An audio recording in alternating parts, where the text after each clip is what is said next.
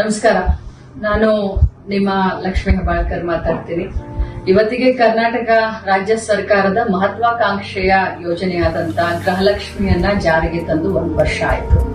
ಈ ಸಂದರ್ಭದಲ್ಲಿ ಕುಟುಂಬದ ಎಲ್ಲ ಯಜಮಾನಿಗಳಿಗೆ, ನನ್ನ ಗೃಹಲಕ್ಷ್ಮಿಗಳಿಗೆ ನಾನು ಹಾರ್ದಿಕ ಶುಭಾಶಯಗಳನ್ನ ಮತ್ತು ಅಭಿನಂದನೆಯನ್ನು ಸಲ್ಲಿಸ್ತೀನಿ. ಇಲ್ಲಿಯವರೆಗೆ ಗೃಹಲಕ್ಷ್ಮಿಯು ತಮ್ಮ ಜೀವನದಲ್ಲಿ ಏನೆಲ್ಲ ಬದಲಾವಣೆಯನ್ನ ಈ 1 ವರ್ಷದಲ್ಲಿ ತಂದಿದೆ, ಈ ಬದಲಾವಣೆಯನ್ನ ಬನ್ನಿ ನಮ್ಮೊಂದಿಗೆ ಹಂಚಿಕೊಳ್ಳಿ. ರೀಲ್ಸ್ ಮಾಡುವುದರ ಮುಖಾಂತರ ಯೂಟ್ಯೂಬ್ ನಲ್ಲಿ ಹಂಚಿಕೊಳ್ಳಿ.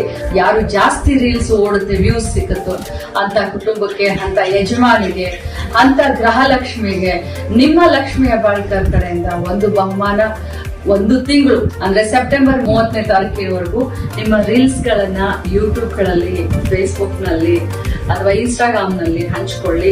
ಜಾಸ್ತಿ ವ್ಯೂ ಸಿಕ್ಕಂತ ರೀಲ್ಸ್ ಮಾಡದಂತವ್ರಿಗೆ ನನ್ನ ಕಡೆಯಿಂದ ವೈಯಕ್ತಿಕವಾಗಿ ಒಂದು ಬಹುಮಾನವನ್ನ ಕೊಡ್ತೀನಿ.